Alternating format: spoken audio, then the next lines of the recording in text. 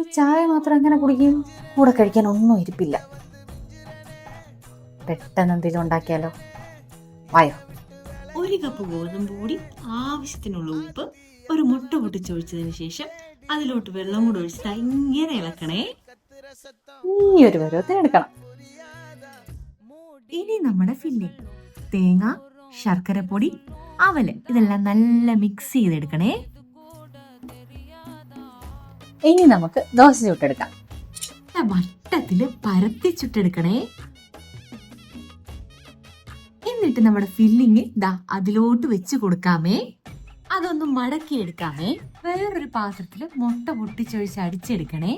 എന്നിട്ട് നമ്മൾ മടക്കി വെച്ചേക്കുന്ന നമ്മുടെ ദോശയും ഫില്ലിങ്ങും കൂടെ ആ മുട്ടയിലോട്ട് മുക്കി സേമിയയിലൊന്ന് മുക്കി ഒന്ന് കോട്ട് ചെയ്തെടുക്കണേ.